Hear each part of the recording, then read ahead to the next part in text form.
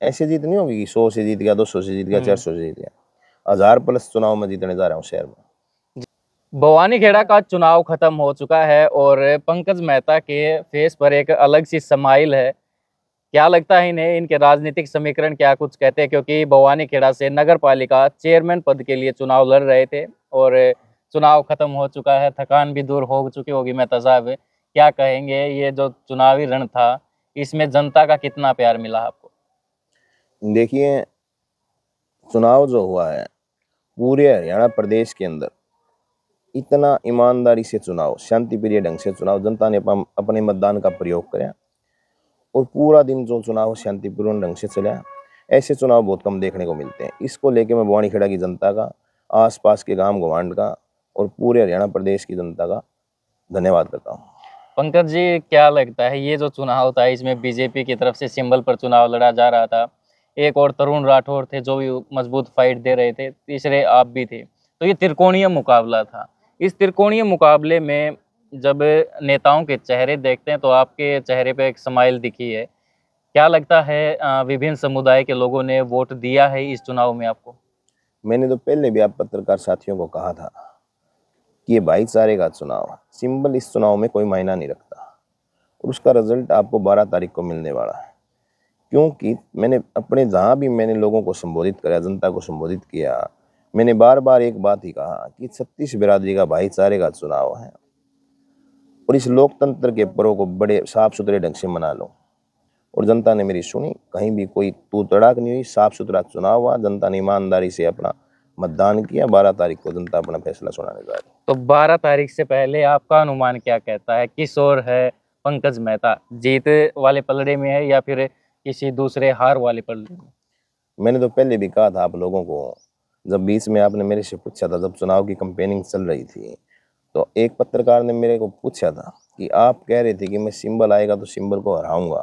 मैंने उसको कहा था ये हमारी 35 सालों की जनता की सेवा, मेरे परिवार की, मेरे साथियों की, उसके दम पर मैं कह रहा हूँ कि जनता का अपार समर्थन, प्यार, आशीर्वाद मुझे प्राप्त हुआ है और मैं चुनाव कन्फर्म जीतने जा रहा हूँ।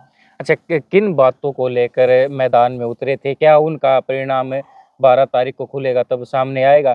क्या बातें आपकी जो आपको लगता है कि ये बातें थी जो मतदाताओं को लुभा सकी पंकज मेहता की तरफ से? मतदाताओं को लुभाने की आवश्यकता नहीं थी। हम लगातार जनता के बीच में रहे और हर व्यक्ति के साथ हमने साफ सुथरे शब्दों में बातें की, ईमानदारी से उसका कार्य किया और उसका परिणाम 12 तारीख को आने जा रहा है। मैंने कोई चुनाव में कोई लोगों को लालच नहीं दिया किसी बात का। मैंने जो घोषणाएं की हैं वो सरकार की घोषणाएं नहीं थी, वो मैंने अपने दम पे घोषणाएं की हैं। जो महिलाओं को लेके मैंने एक वादा किया है चुनाव के अंदर, जो चाची ताई हैं उनको जो घास सिर पे लेना पड़ता है उनके लिए मैं ट्रैक्टर ट्रालियों का प्रबंध अपनी तरफ से करूँगा। मैंने एक ढाणी के लोगों को वादा किया है, अगर पानी की निकासी को लेके सरकार द्वारा उचित कदम ना उठा गए तो मैं खुद जमीन लेके वहाँ पानी निकासी का प्रबंध करूँगा।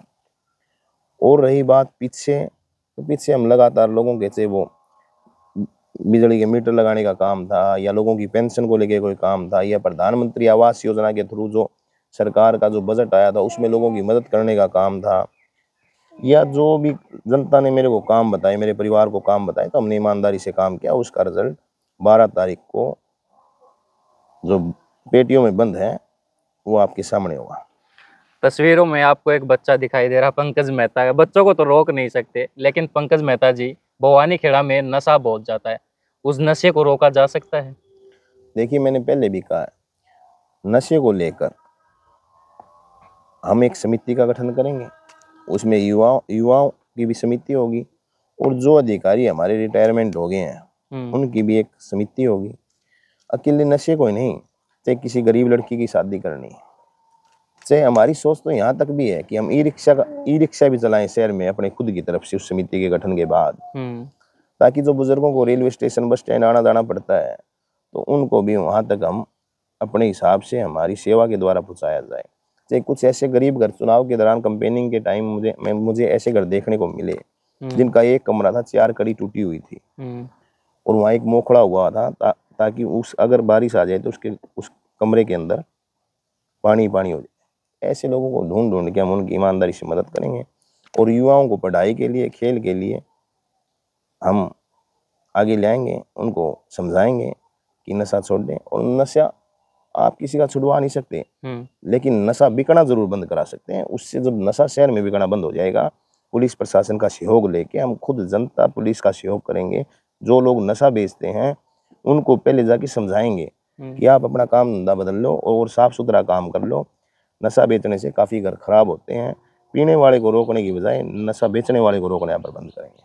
जब भवानी खेड़ा में हम देख रहे थे, अब की बार जो चेयरमैन बनने वाला है उसकी तो बल्ले बल्ले है, क्योंकि इतने विकास कार्य यहाँ पर अधूरे पड़े हैं, यानी कि शुरू ही नहीं हुए। चाहे ग्रीन बेल्ट वो टूटी हुई है, खेल स्टेडियम है, सड़कें टूटी हुई हैं, यानी कि बजट के लिए तो तमाम चीज़ें यहाँ पर है, काम करने वाला होना चाहिए।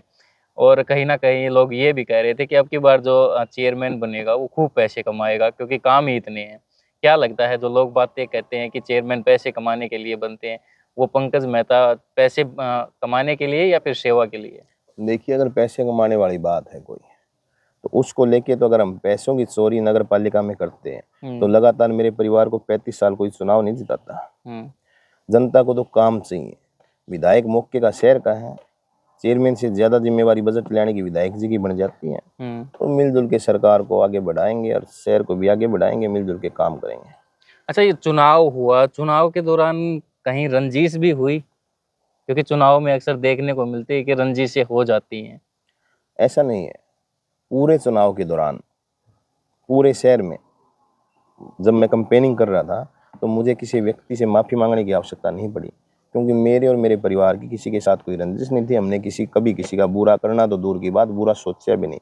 अब भी मतदान हो गया है। अब जिन जनता ने जिसने मेरे को वोट दिया है वो भी शर्माते हैं और जिसने नहीं दिया वो भी शर्माते हैं। तो हम अब भी किसी से कोई हमारे को किसी का गिला शिकवा नहीं है और पूरी जनता का मान सम्मान हमारे हमेशा दिलों में बसा रहेगा। और रंजिश की बात रही तो हम जितने कैंडिडेट आपस में चुनाव लड़ रहे थे, चुनाव के दौरान कई बार आमने सामने मिले हैं, इकट्ठे बैठ के चाय भी पी है, वो भी हमारे परिवार के सदस्य हैं। ये चुनाव केवल 2 दिन का होता है, उसके बाद भाईचारा ऐसी रहता है। चुनाव तक आप कैंपेनिंग कर सकते हैं, चुनाव आपस में लड़ सकते हैं।